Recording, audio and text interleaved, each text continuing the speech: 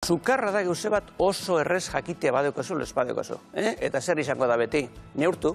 Orduen neurtzea zer izango da? Termometro irabiltzea. Berak esan du guzkian eta axilan, ez da? Hori. Eta gu, esaten dugun, eta danak etxean badakigu. Eiten dugun horrelako termometroa, ifinten badiogu axilan. Egon behar dena da, denporatxu bet, hobe da, urtsuek gehiago gutxiago baino. Zetarako, hartzen dugu, umea hor dago, berarekin hitz egin, lasaitu, beti horrela egon, eta ikusten dugunea denporea pasatuta dagola, hasten dugu, begitzen dugu, eta berak emoten dozku neurketa. Ez da, uste dut sukarra daukala, ez da uste. Sukarra daukagu edo ez daukagu, eta egiten dugu neurtu. Eta beti, 38tik gorutz izan behar du. Horti berutz ez da sukarra. Eta sukarra izan ezkero, kezkatzekoa da, Bidal? Beitu, orokorrean esan dugun, esango garrantzi daukan lasaitzea. Sukarra besterik ez da, eta gogoratu esan dugun helen. Gure babesaren erantzuna, lehenengo pausua sortzen dana hori da. Gure gorputza, gure mediku lehenengoa martxan dagoela, sorienak emateko.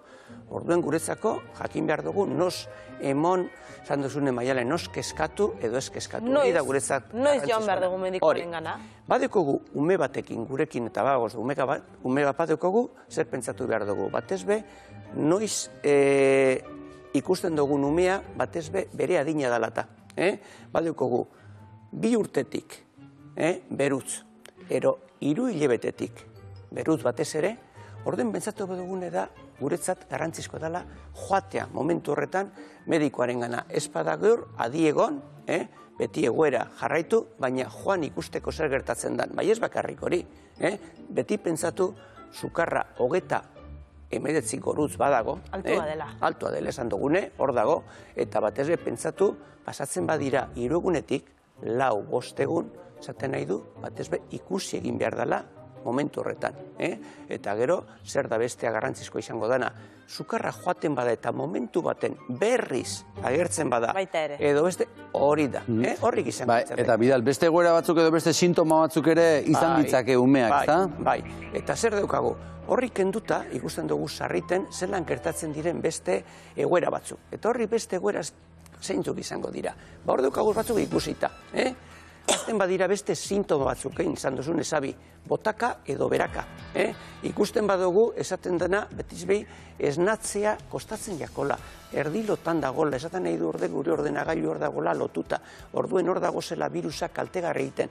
Eta ez bakarrik hori, ikusten badugu gure lurra salean, ikusten dugule horrelako orbanatxoak. Edo? Hori, horretarako garrantzi zein da, Maialen esan dugun helen, umea dagola, ikusteko eta jakiteko zer gertatzen dan, beti biluzik. Edo izan dezake belarriko mina, hori da, edo buruko mina, besteak izango dira hori. Edo arnastean zarata batera ezkero, hor ikusten badugu, esan dozune, batezbe bronkiolitisarekin esan gindune, ikusten badugu, beste aldaketari sortzen dan momentu horretan, eta ez dakune zer gertatzen dan, horretarako deukagu. Eta hor ikusten ditugu Bidal beste batzuk esate baterako buruko mina hundia, belarriko mina esan duzu, txixa egiteak mina ematen badio, eta koloreak eta usain aldaketa baude, sabela ukitzean mina. Eta badeko gorrela, ukutzerakoan ikusten badugu azten dala umea, kezkatzen eta negarrez, zehose gertatzen dela hor, argi dagona da, beti ikusi badugule, zelango mezuak agintzen duzkun bere gorputzak. Horretarako izango dugu.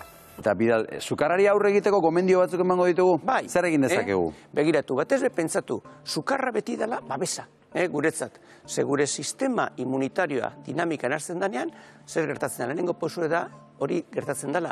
Horrelako esaten dana berotasuna gorputzean. Ze hipotalamoan esaten dana gure termostatoa mugitzen da.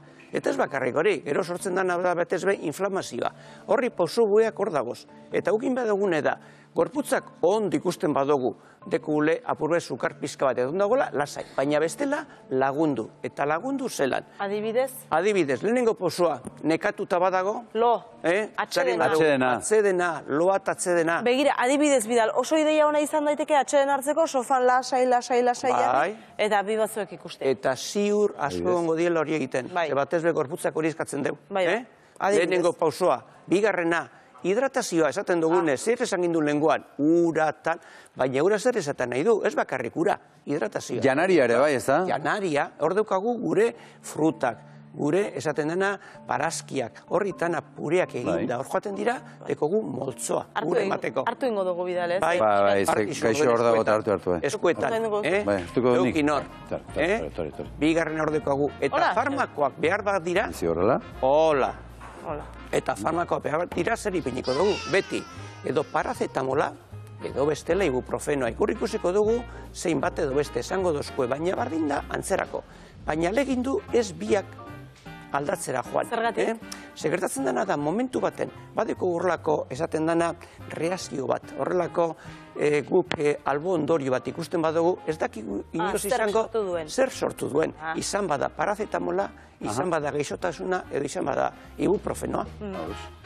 Guretzat hori da. Gero, badira mito batzuk edo, bueno, ez dakit, gure etxetan maiza xabiz. Bai, urotza, dutxa, zapiak. Alkola ere, bai? Bai. Horrik gaur egun esango duzuek euze bat, argita garbi zientziaren arloan ikusita ez dekie zentzunik. Ez dekuna zentzunik da, pentsatia bebaiz harriten, zer gertatzen dan, batez be, gertatzen da gure gurasoak eta gure aititen mamaketezen dozku sarriten. Otzitu bari, ze hotzak ekartzen dio beti, ostean infezioa. Hola ere ez? Ez. Bai, ez, hauneko fresko dago gaur. Behar dugun edak gauze bat, batez bestelegon desoreka. Badago, horrela, egiten dana da gauze bat batez be, dekogu gure gorputza badago oso bero, eta hotza badago gure ingurunean, zer daukagu horrelako aldaketa nagusi bat, horrelako desoreka bat. Eta gorputzak ez du behar hori. Orduan horregaitik kontuz ibili beti horrelako aldaketak eta batez be gorputzean.